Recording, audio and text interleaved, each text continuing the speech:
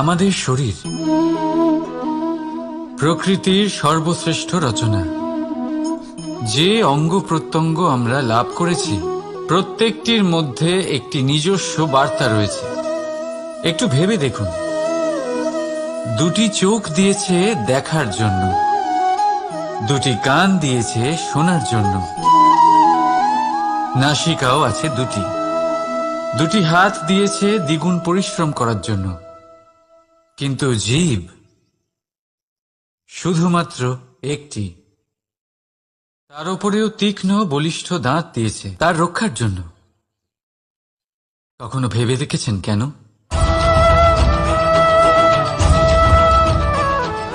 কারণ শব্দ আর শব্দের প্রয়োগ মানুষের সবচেয়ে বড় অস্ত্র, যার প্রয়োগ যত ভেবেচিন্তে করা যায় মানুষ তার জীবনে ততটাই উপরে উঠতে পারে। তাহলে মনে রাখুন, দেখুন, শুনুন আর বুঝুন বেশি, বলুন কম। রাধা রাধা। আমরা সকলে শক্তি অনুভব করতে চাই। এবার যদি আপনাকে জিজ্ঞেস করা হয় যে সবথেকে বেশি শক্তির অনুভব কোথা থেকে করা সম্ভব, তখন কেউ কেউ বলবেন পুষ্টিকর আহার গ্রহণ করলে, ব্যায়াম করলে, কেউ বলবেন ধন লাভ করলে, বন্ধুদের থেকে, পরিবারের থেকে, আদি ইত্যাদি। এইভাবে আপনি শক্তির অনুভব অবশ্যই করতে পারেন, কিন্তু সবথেকে বেশি শক্তির অনুভব যদি আপনি করতে চান তাহলে তা পাবেন শুধু একতার দ্বারা, সংগঠনের দ্বারা। যদি আপনাকে উদাহরণ দিই, নিজের এই হাতটাকে দেখুন, 5টা আঙুল রয়েছে।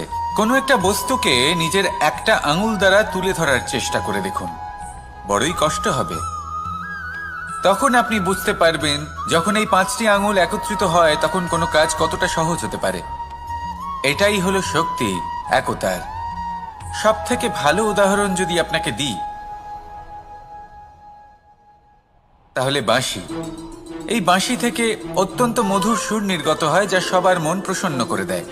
এই কথা সত্যি, কিন্তু এই বাঁশি আমি একটা বা দুটো আঙুল দিয়ে বাজাতে পারবো না।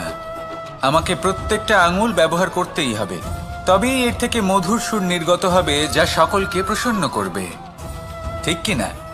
ঠিক এইভাবেই যদি আপনি চান যে আপনার জীবনরূপী বাঁশি থেকেও মধুর সুর নির্গত হোক বা সবার মনকে প্রসন্ন করে তুলুক, তাহলে আপনাকেও জীবনে একতা নিয়ে আসতেই হবে।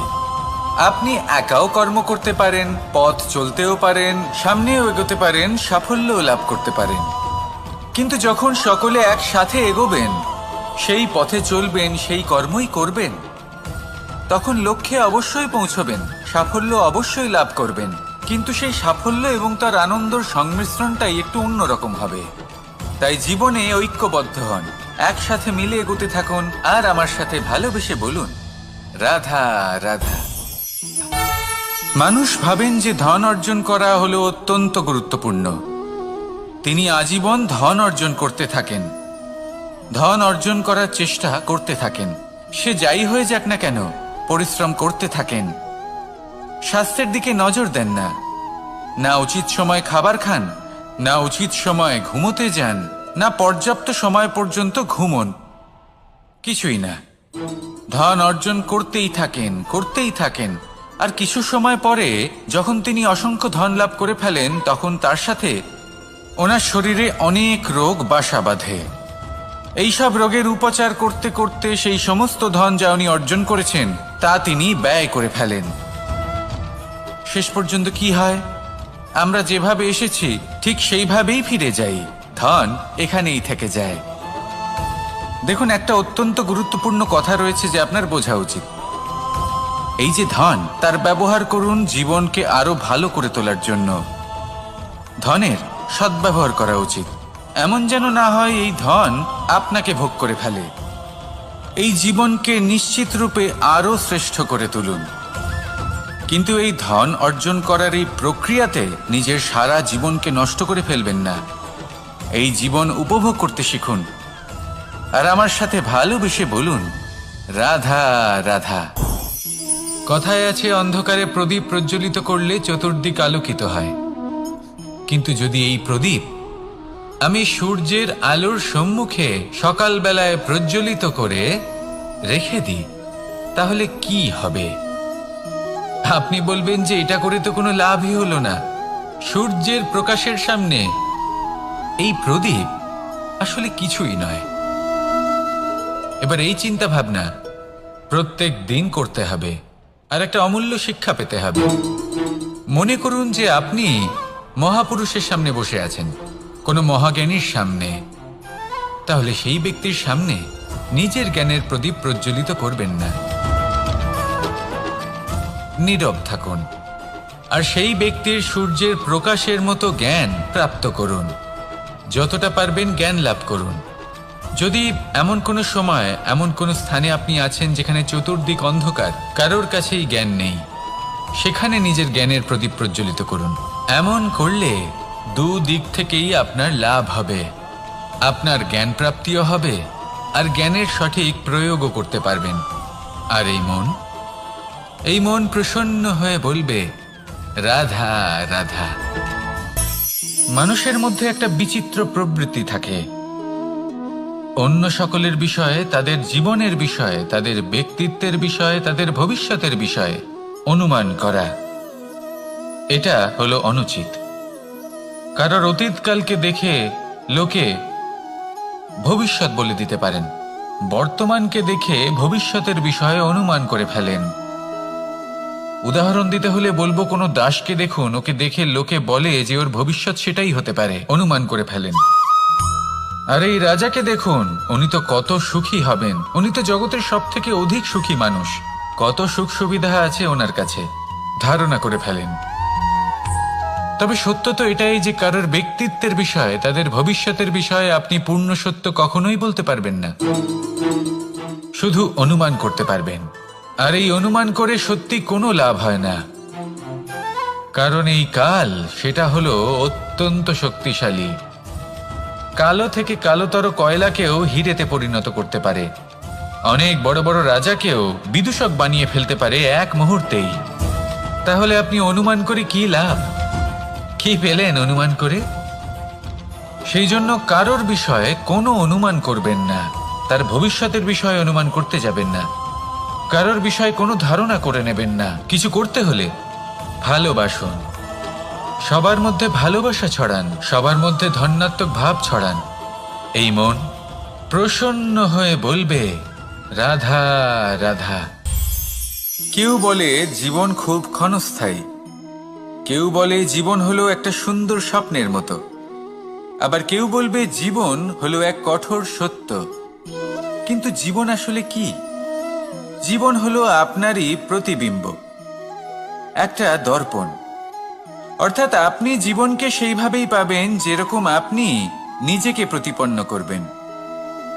যদি আপনি দর্পণের দিকে তাকিয়ে হাসেন, তাহলে আপনি সামনে হাসি মুখী দেখতে পাবেন। এবার যদি আপনি গম্ভীর হয়ে থাকেন, তাহলে আপনি একজন রুষ্ট ব্যক্তি দেখতে পাবেন। শেষে সবথেকে বেশি গুরুত্বপূর্ণ হলো আপনার চেষ্টা। আপনাকে সবসময় চেষ্টা করতে হবে যাতে আপনি নিজেকে প্রসন্ন এবং ইতিবাচক মনোভাবে রাখেন। এটা হলো আপনারই উত্তরদায়িত্ব, তাকে পালন করুন। এই মনকে প্রসন্ন রাখুন, এই সংসারকে সুন্দর বলে মনে হবে। আর এই মন প্রসন্ন হয়ে বলবে, রাধা রাধা। মানুষের একটি সমস্যা আছে যে মানুষ সাফল্যকে মাপতে থাকেন, লক্ষ্যপ্রাপ্তিকে মাপতে থাকেন এবং তার তুলনা করতে থাকেন যে ও এত কিছু পেল আর আমি পেলাম না, ওর কাছে এত কিছু আছে কিন্তু আমার কাছে নেই। এই তুলনা করার জন্য ওনারা দুঃখী হয়ে পড়েন, নিরাশ হয়ে পড়েন। তাই আমি একটা প্রশ্ন করছি যে এটা কি উচিত? এই সংসারে আপনি কি নিয়ে তুলনা করবেন, যেখানে সূর্যদেব চন্দ্রমা দুজনেই আছেন, দুজনেই হলেন বিশেষ, দুজনেই নিজ নিজ সময়ে উদিত হন। এদের মধ্যে একজন না থাকলে তাহলে আমাদের জীবন কঠিন হয়ে পড়বে। ঠিক সেইভাবেই আপনি যদি একটা বড় রেখা অঙ্কন করেন, তাহলে অন্য রেখাটি ছোট হয়ে পড়ে না, সে তেমনই থাকে যেমনটা সে ছিল। আপনার অস্তিত্ব কখনো ছোট বা বড় হতে পারে না, শুধু তুলনা করার জন্য আপনার এটা মনে হতে পারে। যদি আপনি যুদ্ধ করতে চান, আপনার তলোয়ারের প্রয়োজন পড়বে। যদি বস্ত্র তৈরি করতে চান, এত বড় তলোয়ার দিয়ে কিছুই হবে না। তখন প্রয়োজন পড়বে একটা ছোট্ট সূচের। তাই তুলনা করবেন না, না নিজেকে ছোট মনে করবেন, না অন্য কাউকে। সবার সাথে সহযোগিতা করুন, আর যদি তুলনা করতেই হয় নিজের সাথে করুন, যে কাল আমি কেমন ব্যক্তি ছিলাম, আজ কি তার থেকে শ্রেষ্ঠ হয়ে উঠতে পেরেছি। ভেবে দেখুন ভবিষ্যতে গিয়ে আপনি কতটা শ্রেষ্ঠ ব্যক্তি হতে পারেন। আসুন আমার সাথে ভালোবেসে বলুন, রাধা রাধা। এই সংসারের সব থেকে গুরুত্বপূর্ণ তত্ত্ব কোনটা? প্রথম হলো সময়।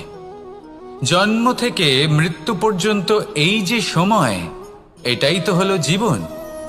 দ্বিতীয় হলো জীবন, যাতে আমরা সময়ের সদ্ব্যবহার করি, শ্রেষ্ঠ থেকে শ্রেষ্ঠতর কাজ করার চেষ্টা করি। বহু বছরের এই পরম্পরা, এই সংস্কৃতিকে এগিয়ে নিয়ে যাওয়ার চেষ্টা করি। এই সংসারে আমরা অংশগ্রহণ করতে চেষ্টা করি। তৃতীয় হলো ধন, সেই ধন যা প্রত্যেক ব্যক্তি অর্জন করতে চেষ্টা করেন। এবার এই তিনটি তত্ত্বের মধ্যে একটা সামঞ্জস্য আছে, সমান ব্যাপার আছে। সে ধনই হোক বা সময় হোক বা হোক জীবন। আর সেই সমান ব্যাপার হলো যে যদি আপনি এটা গণনা করতে থাকেন তাহলে তা কমতে থাকে, যদি আপনি এটা ব্যবহার করেন তাহলে তা বাড়তে থাকে। একে সংগঠিত করে রাখতে চেষ্টা করলে এ হাত থেকে ফসকে যায়, কিন্তু যদি আপনি একে সামলে রাখতে শিখে যান তাহলে এমন কাজ করবেন যাতে সংসারের সাথে সাথে পরবর্তী প্রজন্ম লাভবান হবে। যদি কিছু শিখতে চান তাহলে সামলাতে শিখুন, গণনা করা বা সংগঠিত করা নয়। আসুন আর আমার সাথে ভালোবেসে বলুন, রাধা রাধা। এই সংসারে সাফল্য লাভ করার জন্য জ্ঞানের প্রয়োজন হয়, পরিশ্রমের প্রয়োজন হয়, দৃঢ় নিষ্ঠার প্রয়োজন হয়, নিরন্তর চেষ্টা করা প্রয়োজনীয়। কিন্তু আরো কিছু আছে যা অত্যন্ত প্রয়োজনীয় এবং গুরুত্বপূর্ণ। তা হলো ভালো বন্ধু। তাদের থাকা অত্যন্ত প্রয়োজনীয়। যদি ভালো বন্ধু থাকে তাহলে সময় এলে তারা ঢাল হয়ে আপনাকে সুরক্ষা করবেন। সময় এলে অস্ত্রের মতো শত্রুকে সংহারও করবেন। যদি তিনি জ্ঞানী হন, তাদের মধ্যে সদ্গুণ থাকে, তাহলে এই সব গুণ আপনার মধ্যেও প্রবেশ করবে। তাহলে সাফল্যের জন্য ভালো বন্ধু পাওয়া অত্যন্ত প্রয়োজনীয়। কিন্তু শুধু বন্ধু কেন, ভালো শত্রুও থাকা প্রয়োজনীয়। এবার আপনি ভাববেন, এ আমি কি বললাম? যদি আপনার জীবনেও ভালো অর্থাৎ শক্তিশালী শত্রু থাকে তাহলে আপনিও শক্তিশালী হতে থাকবেন। এই শত্রু আপনাকে প্রেরিত করবে আরো বেশি শক্তিশালী হয়ে ওঠার। কখনো কোনো হরিণকে দেখুন, তীব্র গতিতে দৌড়তে থাকে। কেন তীব্র গতিতে দৌড়য়? এই কারণে নয় যে কোথাও তার জন্য মধুর ঘাস অপেক্ষা করে রয়েছে, না। সে এই কারণে তীব্র গতিতে দৌড়য় কারণ সেটা না করলে তার পেছনে একটি সিংহ আছে যে ওকে নিজের ভোজন করে ফেলবে। তাই জীবনে বিপদ, সংকট, এই সব কিছুও হলো অত্যন্ত গুরুত্বপূর্ণ। তার সম্মুখীন হতে শিখুন আর আমার সাথে ভালোবেসে বলুন, রাধা রাধা। পুরুষার্থ। শাস্ত্রে 4 ধরনের পুরুষার্থের কথা বলা হয়েছে। প্রথম হলো ধর্ম। আপনি কি জানেন এই ধর্ম আসলে কি? আপনার কি মনে হয় ধর্ম আসলে কি? কোনো বিশেষ ঈশ্বরকে মানাই কি ধর্ম বলা হয়? নাকি কোনো বিশেষ রীতি পালন করাই হলো ধর্ম? নাকি কোনো বিশেষ সাহিত্যকে সর্বশ্রেষ্ঠ মনে করাই হলো ধর্ম?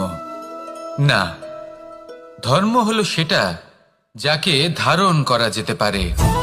আর ধারণ শুধু সেটাই করা যায় যা পবিত্র। পবিত্র শুধু তাকেই বলা হয় যা নিঃস্বার্থ, যার মধ্যে শাসন করার কোনো ইচ্ছে নেই, যা সরলভাবেই প্রবাহমান, জল এবং বায়ুর মতো। যখন কোনো ব্যক্তি ধর্মকে ধারণ করেন এবং সেই ধর্ম সেই ব্যক্তিকে রক্ষা করে, তখন তাকে ধর্ম বলা হয়। ধর্ম যা রক্ষা করে অহংকার থেকে, খারাপ চিন্তার হাত থেকে। সেই জন্য পুরুষার্থ গড়ে তোলার আগে, ধর্ম পালন করার আগে ধর্মের প্রকৃত অর্থ কি সেটা বুঝে নিন। এটা জেনে রাখুন যে সমস্ত ধর্মের আধার, সমস্ত ধর্মের ভিত শুধুমাত্র ভালোবাসা। আসুন আর এই ভালোবাসার সাথেই বলুন, রাধা রাধা। কখনো কোনো বাগানের কোনো বৃক্ষকে দেখেছেন যেখানে সুগন্ধি ফুল থাকে, রসালো ফল থাকে? তখন মন প্রফুল্ল হয়ে ওঠে, মন থেকে সেই বৃক্ষের প্রতি ভালোবাসা জন্মায়। কিন্তু যিনি বাগানের মালিক, শুধুমাত্র তিনিই জানেন যে কিভাবে এই বৃক্ষকে আগলে রাখতে হয়, কিভাবে তার পরিচর্যা করলে এতে সুন্দর সুগন্ধি ফুল হবে, রসালো ফল হবে। কখনো কখনো প্রয়োজনের থেকে বেশি রোদ পেলে এই বৃক্ষগুলি শুকিয়ে যায়, প্রয়োজনের থেকে কম রোদ পেলেও এই বৃক্ষ কিন্তু শুকিয়ে যায়। প্রয়োজনের থেকে কম জল যদি পায়, এই বৃক্ষ শুকিয়ে যেতে পারে। প্রয়োজনের থেকে অতিরিক্ত জল যদি পায়, তখনও এই বৃক্ষের শিকড়গুলি নষ্ট হয়ে যেতে পারে। এবার এটাই কিন্তু আমাদের সংসারের সাথেও হয়। আমাদের সংসারের সকল প্রতিভাশালী ব্যক্তি, যেমন লেখক, বিচারক, প্রবক্তা, যোদ্ধা, এদের সবার ক্ষেত্রে এই কথাটাই প্রযোজ্য। যদি বেশি প্রশংসা করা হয়, তাহলেও এরা হারিয়ে যাবেন। প্রয়োজনের থেকে বেশি যদি নিন্দা করা হয়, তখনও তারা নত হয়ে পড়বেন। তাহলে আজ আমি এদের একটা ছোট্ট কাহিনী শোনাবো, নিজেদেরও। এটা কোনো মনে রাখবেন, একটা দুজন বোন জাঁতাকলে গম পেশাই জেনে রাখুন কখন কোন নিন্দায় আপনি লজ্জিত হবেন ছিলেন। তিনি সময় সময় সেখান থেকে ছোট ছোট দানা তুলে নিজের মধ্যে অহংবোধ জাগ্রত করছিলেন। এবার দেখতে দেখতে গম পেশাই সমাপ্ত হয়ে বলবে, পেশাই করা গম নিয়ে সেই দুজন বোন বাড়ি ফিরে আসছিলেন এবং তাদের ফেরার পথে হঠাৎ করে কোথাও থেকে একটি বাছুর চলে এলো। এই দুই বোন ভয়ভীত হয়ে গেলেন আর তাদের হাত থেকে সেই আটা পড়ে গেল, মাটিতে মিশে গেল। এবার এই পুরো ঘটনাক্রমে যদি কারোর বিন্দুমাত্র লাভ হয়ে থাকে, বিন্দুমাত্র আনন্দ পেয়ে থাকে, তাহলে সে কে? সেই ছোট বোন, যিনি মাঝে মাঝেই গমের দানা তুলছিলেন এবং খাচ্ছিলেন। কিছুটা হলেও উনি আনন্দ লাভ করেছিলেন। এরকমই হলো আমাদের জীবনে ভক্তি এবং ভালোবাসা সংক্রান্ত বিষয়। মানুষ নিজের জীবনের দৈনিক কাজে এতটাই ব্যস্ত হয়ে পড়েন, প্রত্যেকদিন শুধু কাজ কাজ কাজ কাজ করতে থাকেন, আর তাতে ভক্তি এবং ভালোবাসার জন্য সময় বার করতেই পারেন না। দেখুন, জীবনে ভক্তি আর প্রেমের এই যে ছোট ছোট মুহূর্ত আছে, এগুলো যদি আপনি যাপন করতে পারেন, তাহলে তাতেই আপনি তৃপ্তি লাভ করবেন। বাকি সবই আপনার ব্যর্থ বলেই মনে হবে। জীবনে যখনই আপনি কোনো কাজ করবেন, ঈশ্বরের প্রতি সমর্পিত হয়ে সেই কাজ করুন। আর যখনই সময় পাবেন, তাহলে সেই সময় নিজের আপনজনদের দিন। যাদের আপনি ভালোবাসেন তাদের প্রতি যত্নবান হন, তাদের শুভাকাঙ্ক্ষী হন। এই প্রেম আর ভক্তির ছোট ছোট মুহূর্তগুলো আপনার জীবনকে চরিতার্থ করে তুলবে। আসুন আমার সাথে ভালোবেসে বলুন, রাধা রাধা। আমরা সবাই সূর্যকে সম্মান করি, ওনাকে শ্রদ্ধা করি, ওনাকে পুজো করি। এই সূর্য আমাদের শক্তি প্রদান করেন, প্রকাশ প্রদান করেন। কখনো কখনো উষ্ণতা এতটাই বাড়িয়ে তোলেন, এতটাই তপ্ত করে তোলেন, আমাদের একথা মনে হয় যে আমাদের এই শরীর জ্বলে যাচ্ছে। তখনও আমরা বিরোধিতা করি না, তাকে কটু কথা শোনাই না, আমরা সসম্মানে তা গ্রহণ করি। কেন কেন করি? কারণ আমরা জানি যে সন্ধেবেলা যখন সূর্যাস্ত হবে, তখন শুধুমাত্র অন্ধকার বাকি থাকবে। ঠিক কিছুটা এরকমই হয় আমাদের মাতা পিতাও, যিনি আমাদের জন্ম দেন, আমাদের ভরণ পোষণ করেন, আমাদের বড় করেন, আমাদের প্রেম প্রদান করেন। কখনো কখনো তাদের মুখ থেকে কটু কথা নিঃসৃত হয়, আমাদের দুঃখ হয়, কিন্তু তখন আমাদের এটা বোঝা উচিত এগুলি নিঃসৃত হচ্ছে আমাদেরই মঙ্গলের জন্য। যেমন সূর্যদেব, উনিও উত্তাপ দিয়ে থাকেন আমাদেরই মঙ্গলের জন্য, যাতে ফসল পাকতে পারে, যাতে জল বাষ্প হয়ে মেঘ হতে পারে, বৃষ্টি হতে পারে, আর এই সংসারে নিরন্তর জলের প্রবাহ থাকে। আমাদের মাতা পিতা, তাদের কঠোর আচরণ, তাদের কঠোর অনুশাসনের পেছনে লুকিয়ে থাকে ওনাদের ভালোবাসা। আমাদের তা বুঝতে হবে, সসম্মানে ওনাদের গ্রহণ করতে হবে। কারণ ঠিক সূর্যাস্তের পরে যেমন চতুর্দিক অন্ধকারচ্ছন্ন হয়ে যায়, তেমনি আমাদের জীবন থেকে যখন আমাদের মাতা পিতা চলে যায়, তখন আমাদের জীবনেও শুধু এবং শুধুমাত্র অন্ধকারই ছেয়ে থাকে। সেই জন্য নিজের মাতা পিতাকে সম্মান করুন, ওনাদের ভালোবাসা প্রদান করুন। এই মন আর এই জীবন প্রসন্ন হয়ে বলবে রাধা রাধা। শিশিরের বিন্দু পাতার ওপর পড়ে আর তার গায়ে লেগে থাকে। পাতা তাকে শুষে নিতে পারে না, আর শেষ পর্যন্ত সে ঝরে পড়ে যায়। অন্যদিকে রয়েছে মেঘ এবং চাতক। এদের মধ্যে অনেক দূরত্ব থাকে। মেঘ থাকে আকাশে আর চাতক থাকে ধরিত্রীতে। কিন্তু যখন এই মেঘ থেকে বৃষ্টি ঝরে পড়ে, এই চাতক কিন্তু সেই জলই পান করে, নয়তো সে তৃষ্ণার্ত থেকে যায়। এবার অন্যদিকে দেখলাম শিশির বিন্দু আর পাতার এই সম্পর্ক। এরা খুব কাছাকাছি থাকে, ঘনিষ্ঠও থাকে। অন্যদিকে রয়েছে মেঘ এবং চাতকের সম্পর্ক, যাদের মধ্যে অনেক দূরত্ব থাকা সত্ত্বেও তারা খুব ঘনিষ্ঠ, তাই না? এই সারমর্ম খুব সরল। এই নৈকট্য, এই দূরত্ব, তা আপনার সম্পর্কে প্রভাব কিছুতেই ফেলতে পারে না। এই নৈকট্য, এই দূরত্ব, এইসব হলো শুধুমাত্র মনের ব্যাপার। কখনো আপনি অনুভব করেছেন আপনি কারোর থেকে অনেক অনেক দূরে আছেন, অনেক দূরে আছেন, তাও সেই ব্যক্তির প্রতি আপনি টান অনুভব করেন। সেখানে আপনি কারোর সাথে প্রত্যেক দিন অতিবাহিত করেন, সমস্ত জীবন অতিবাহিত করেন, সব থেকে বেশি সময় তার সাথে অতিবাহিত করেন, তাও তার প্রতি সেই টান অনুভব করেন না। এই সংকেত হলো মনের দূরত্বের। তাহলে মনের এই দূরত্ব দূর করুন আর আমার সাথে ভালোবেসে বলুন রাধা রাধা। পাখি কখন জন্ম নেয়, কখন উড়তে শেখে, কখন বাসা বানাতে শেখে, কখন নিজের মৃত্যু লাভ করে, এসব আমাদের মধ্যে কেউ জানি না। কিন্তু পাখি একটা কথা খুব ভালো করে জানে, যে এই সংসারে ও যা কিছুই করুক না কেন, এই সংসারে ওকে নিয়ে কিচ্ছু যায় আসে না। এবার আমরা কি করি? কোনো কাজ করার আগে আমরা এটা ভাবি যে এই সংসার যদি আমাকে দেখে ফেলে, তাহলে কে জানে এই সংসার কি ভাববে, আমার প্রতিচ্ছবি কেমন তৈরি হবে কে জানে, কে জানে কি হবে আদি ইত্যাদি। এই সব ভাবনায় আমরা মগ্ন হয়ে যাই। কিছুটা এমনভাবে মগ্ন হই যে বর্তমানের কর্মের এই জীবনের যাত্রাপথে সেই সময়ের আনন্দ উপভোগ করতে ভুলে যাই। এবার দেখুন একটা পাখি কি করে। ওর কর্ম হলো গান গেয়ে চলা। ওই পাখি গেয়ে চলে, কেউ ওর গান শুনুক বা না শুনুক, কেউ আদৌ শুনছে কিনা সেই বিষয়টা নিয়ে সেই পাখির কিছুই যায় আসে না। সেই পাখি নিজের কর্ম করতে থাকে। হয়তো সেই জন্যই আপনি কখনো কোনো পাখিকে কাঁদতে দেখবেন না। এরকমই আপনাকে নিজেকে গড়ে তুলতে হবে। প্রথমে নিজেকে জিজ্ঞেস করুন, এই যে কর্ম আমি করতে চলেছি সেটা কি উচিত? যদি আপনার মনে হয় সেটা উচিত, তাহলে সেটা প্রমাণ করুন। এটা ভাববেন না যে এই সংসার কি ভাববে। আসুন আর আমার সাথে ভালোবেসে বলুন রাধা রাধা। এই পুকুর দেখছেন আপনি? বাচ্চা, বৃদ্ধ, যুবক, যাকেই আমি জিজ্ঞেস করব এটা কি, সবার উত্তর সেই একই হবে। উত্তর তখনই বদলাবে যখন প্রশ্ন এটা হবে যে আপনি এই পুকুরে কি করতে চান। কেউ বলবে আমি এমনি এর পাড়ে বসে এই জল স্পর্শ করে ঠান্ডা হাওয়ার আনন্দ অনুভব করতে চাই।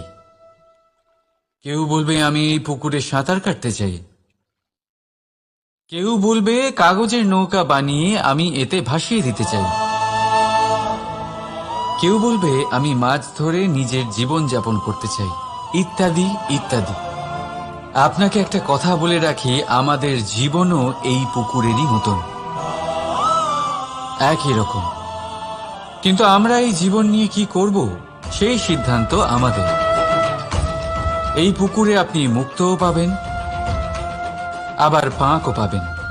যদি আপনি মুক্ত পেতে চান, তাহলে এই পুকুরের গভীরে আপনাকে যেতে হবে। ততটাই চেষ্টা করতে হবে যতটা করলে আপনি সেই মুক্ত অর্জন করতে পারবেন। না হলে শুধু পাঁকে হাত পড়বে। তাই যা আমি সর্বদা বলে থাকি, সিদ্ধান্ত আপনার। রাধা রাধা। এই সংসারের সব থেকে বড় সুখ কি? কেউ বলবেন নিজের লক্ষ্য প্রাপ্ত করা, কেউ বলবেন ধন উপার্জন করা, কেউ বলবেন নিদ্রাই সব থেকে বড় সুখ, কেউ বলবেন রাজ্য লাভ করা, আবার কেউ বলবেন মাতার হাত থেকে খাবার খাওয়া, আদি ইত্যাদি। কিন্তু যদি সত্যি কথা বলি, এই সংসারের সব থেকে বড় সুখ হলো সেবা করা। কখনো কাউকে সেবা করে দেখুন। এই সেবা দ্বারা অন্য কোনো মানুষের আশীর্বাদ লাভ করাতেই সুখ রয়েছে। আপনার সেবা ভাব দ্বারা যখন কোনো মানুষ নিজের অন্তরাত্মা থেকে আপনাকে আশীর্বাদ করে, তার থেকে বড় সুখ আর কিছুই নেই। কারণ প্রত্যেক মানুষের মধ্যে ঈশ্বর বাস করেন। নরের সেবাই হলো নারায়ণের সেবা। নিষ্কাম সেবা করাই হলো সব থেকে বড় সুখ। তাই নিজের অন্তরে সেবার এই ভাব জাগ্রত করুন। যে সুখের কথা আমি বলছি, সেই সুখ অনুভব করেই দেখুন। এই মন সুপ্রসন্ন হয়ে বলবে, রাধা। আমাদের শরীর প্রকৃতির সর্বশ্রেষ্ঠ রচনা। যে অঙ্গ প্রত্যঙ্গ আমরা লাভ করেছি, প্রত্যেকটির মধ্যে একটি নিজস্ব বার্তা রয়েছে।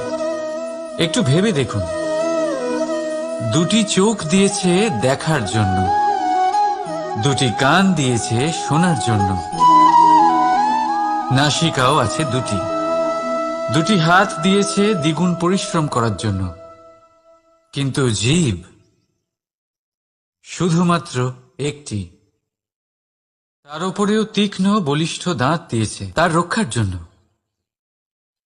কখনো ভেবে দেখেছেন কেন?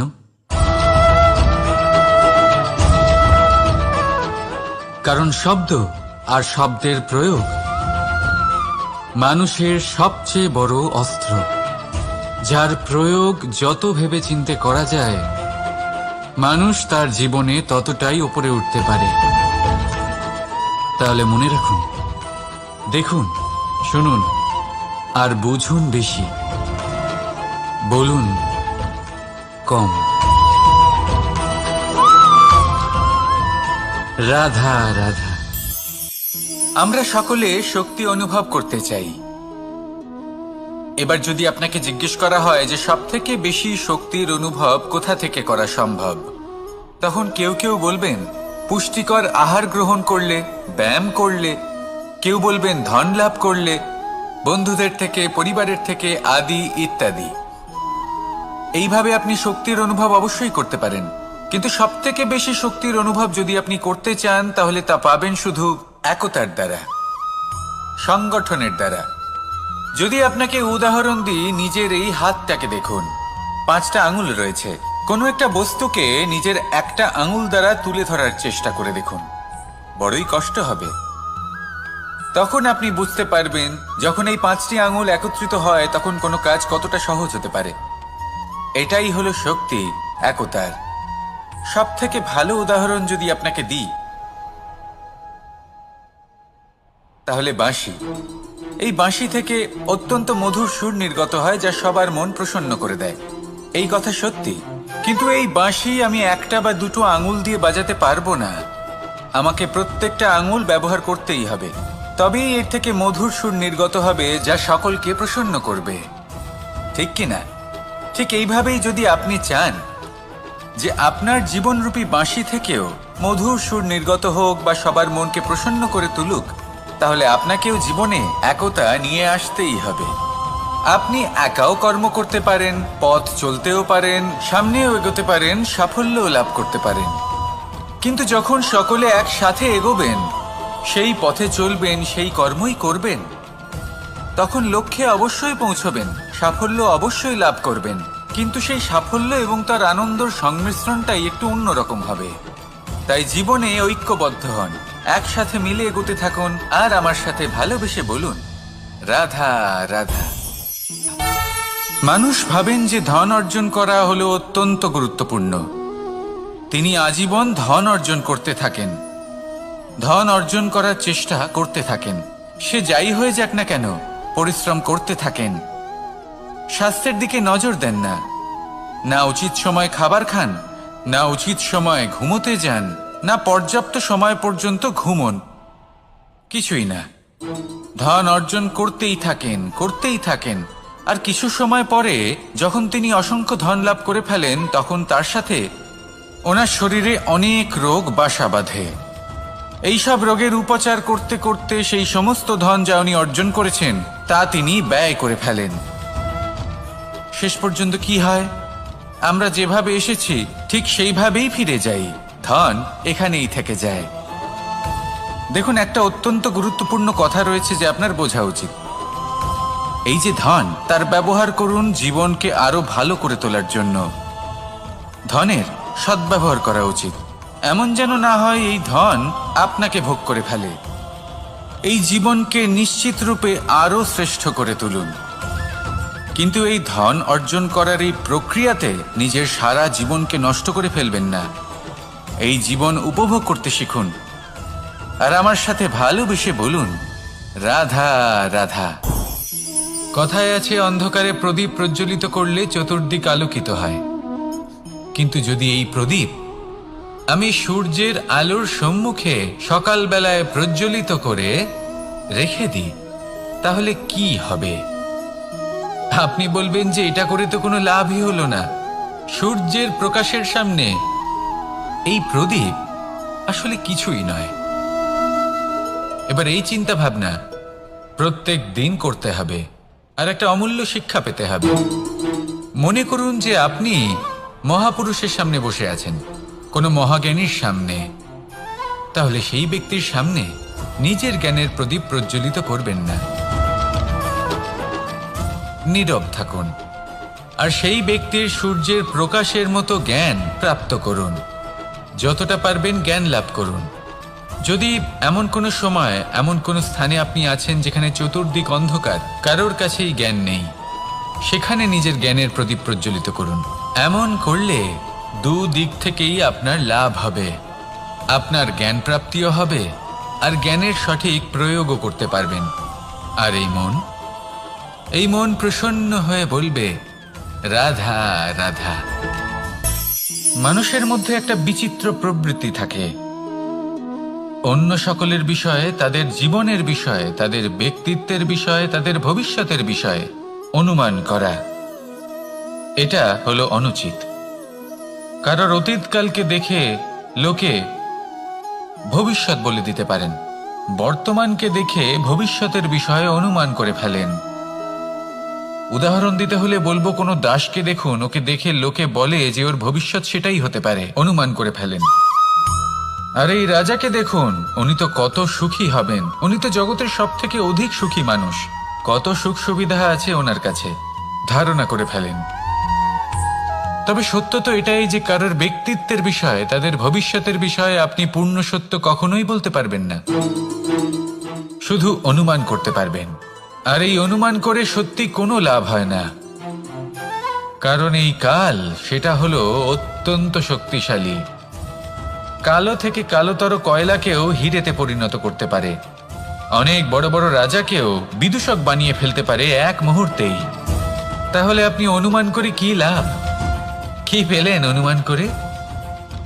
সেই জন্য কারোর বিষয়ে কোনো অনুমান করবেন না, তার ভবিষ্যতের বিষয়ে অনুমান করতে যাবেন না, কারোর বিষয়ে কোনো ধারণা করে নেবেন না। কিছু করতে হলে ভালোবাসুন, সবার মধ্যে ভালোবাসা ছড়ান, সবার মধ্যে ধন্যাত্মক ভাব ছড়ান। এই মন প্রসন্ন হয়ে বলবে, রাধা রাধা। কেউ বলে জীবন খুব ক্ষণস্থায়ী, কেউ বলে জীবন হলো একটা সুন্দর স্বপ্নের মতো, আবার কেউ বলবে জীবন হলো এক কঠোর সত্য। কিন্তু জীবন আসলে কি? জীবন হলো আপনারই প্রতিবিম্ব, একটা দর্পণ। অর্থাৎ আপনি জীবনকে সেইভাবেই পাবেন যেরকম আপনি নিজেকে প্রতিপন্ন করবেন। যদি আপনি দর্পণের দিকে তাকিয়ে হাসেন, তাহলে আপনি সামনে হাসি মুখী দেখতে পাবেন। এবার যদি আপনি গম্ভীর হয়ে থাকেন, তাহলে আপনি একজন রুষ্ট ব্যক্তি দেখতে পাবেন। শেষে সবথেকে বেশি গুরুত্বপূর্ণ হলো আপনার চেষ্টা। আপনাকে সবসময় চেষ্টা করতে হবে যাতে আপনি নিজেকে প্রসন্ন এবং ইতিবাচক মনোভাবে রাখেন। এটা হলো আপনারই উত্তরদায়িত্ব, তাকে পালন করুন। এই মনকে প্রসন্ন রাখুন, এই সংসারকে সুন্দর বলে মনে হবে। আর এই মন প্রসন্ন হয়ে বলবে, রাধা রাধা। মানুষের একটি সমস্যা আছে, যে মানুষ সাফল্যকে মাপতে থাকেন, লক্ষ্যপ্রাপ্তিকে মাপতে থাকেন এবং তার তুলনা করতে থাকেন যে ও এত কিছু পেল আর আমি পেলাম না, ওর কাছে এত কিছু আছে কিন্তু আমার কাছে নেই। এই তুলনা করার জন্য ওনারা দুঃখী হয়ে পড়েন, নিরাশ হয়ে পড়েন। তাই আমি একটা প্রশ্ন করছি যে এটা কি উচিত? এই সংসারে আপনি কি নিয়ে তুলনা করবেন, যেখানে সূর্যদেব চন্দ্রমা দুজনেই আছেন, দুজনেই হলেন বিশেষ, দুজনেই নিজ নিজ সময়ে উদিত হন। এদের মধ্যে একজন না থাকলে তাহলে আমাদের জীবন কঠিন হয়ে পড়বে।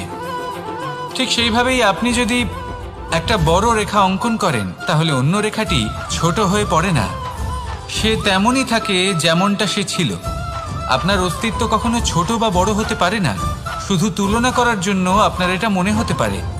যদি আপনি যুদ্ধ করতে চান আপনার তলোয়ারের প্রয়োজন পড়বে। যদি বস্ত্র তৈরি করতে চান এত বড় তলোয়ার দিয়ে কিছুই হবে না, তখন প্রয়োজন পড়বে একটা ছোট্ট সূচের। তাই তুলনা করবেন না, না নিজেকে ছোট মনে করবেন না অন্য কাউকে। সবার সাথে সহযোগিতা করুন, আর যদি তুলনা করতেই হয় নিজের সাথে করুন, যে কাল আমি কেমন ব্যক্তি ছিলাম, আজ কি তার থেকে শ্রেষ্ঠ হয়ে উঠতে পেরেছি। ভেবে দেখুন ভবিষ্যতে গিয়ে আপনি কতটা শ্রেষ্ঠ ব্যক্তি হতে পারেন। আসুন আমার সাথে ভালোবেসে বলুন রাধা রাধা। এই সংসারের সব থেকে গুরুত্বপূর্ণ তত্ত্ব কোনটা? প্রথম হলো সময়। জন্ম থেকে মৃত্যু পর্যন্ত এই যে সময়, এটাই তো হলো জীবন। দ্বিতীয় হলো জীবন, যাতে আমরা সময়ের সদ্ব্যবহার করি, শ্রেষ্ঠ থেকে শ্রেষ্ঠতর কাজ করার চেষ্টা করি। বহু বছরের এই পরম্পরা, এই সংস্কৃতিকে এগিয়ে নিয়ে যাওয়ার চেষ্টা করি। এই সংসারে আমরা অংশগ্রহণ করতে চেষ্টা করি। তৃতীয় হলো ধন, সেই ধন যা প্রত্যেক ব্যক্তি অর্জন করতে চেষ্টা করেন। এবার এই তিনটি তত্ত্বের মধ্যে একটা সামঞ্জস্য আছে, সমান ব্যাপার আছে। সে ধনই হোক বা সময় হোক বা হোক জীবন। আর সেই সমান ব্যাপার হলো যে যদি আপনি এটা গণনা করতে থাকেন তাহলে তা কমতে থাকে, যদি আপনি এটা ব্যবহার করেন তাহলে তা বাড়তে থাকে। একে সংগঠিত করে রাখতে চেষ্টা করলে এ হাত থেকে ফসকে যায়, কিন্তু যদি আপনি একে সামলে রাখতে শিখে যান তাহলে এমন কাজ করবেন যাতে সংসারের সাথে সাথে পরবর্তী প্রজন্ম লাভবান হবে। যদি কিছু শিখতে চান তাহলে সামলাতে শিখুন, গণনা করা বা সংগঠিত করা নয়। আসুন আর আমার সাথে ভালোবেসে বলুন রাধা রাধা। এই সংসারে সাফল্য লাভ করার জন্য জ্ঞানের প্রয়োজন হয়, পরিশ্রমের প্রয়োজন হয়, দৃঢ় নিষ্ঠার প্রয়োজন হয়, নিরন্তর চেষ্টা করা প্রয়োজনীয়। কিন্তু আরো কিছু আছে যা অত্যন্ত প্রয়োজনীয় এবং গুরুত্বপূর্ণ। তা হলো ভালো বন্ধু। তাদের থাকা অত্যন্ত প্রয়োজনীয়। যদি ভালো বন্ধু থাকে তাহলে সময় এলে তারা ঢাল হয়ে আপনাকে সুরক্ষা করবেন। সময় এলে অস্ত্রের মতো শত্রুকে সংহারও করবেন। যদি তিনি জ্ঞানী হন, তাদের মধ্যে সদ্গুণ থাকে, তাহলে এই সব গুণ আপনার মধ্যেও প্রবেশ করবে। তাহলে সাফল্যের জন্য ভালো বন্ধু পাওয়া অত্যন্ত প্রয়োজনীয়। কিন্তু শুধু বন্ধু কেন, ভালো শত্রুও থাকা প্রয়োজনীয়। এবার আপনি ভাববেন এ আমি কি বললাম? যদি আপনার জীবনেও ভালো অর্থাৎ শক্তিশালী শত্রু থাকে তাহলে আপনিও শক্তিশালী হতে থাকবেন। এই শত্রু আপনাকে প্রেরিত করবে আরো বেশি শক্তিশালী হয়ে ওঠার। কখনো কোনো হরিণকে দেখুন, তীব্র গতিতে দৌড়তে থাকে। কেন তীব্র গতিতে দৌড়য়? এই কারণে নয় যে কোথাও তার জন্য মধুর ঘাস অপেক্ষা করে রয়েছে, না। সে এই কারণে তীব্র গতিতে দৌড়য় কারণ সেটা না করলে তার পেছনে একটি সিংহ আছে যে ওকে নিজের ভোজন করে ফেলবে। তাই জীবনে বিপদ, সংকট, এই সবকিছুও হলো অত্যন্ত গুরুত্বপূর্ণ।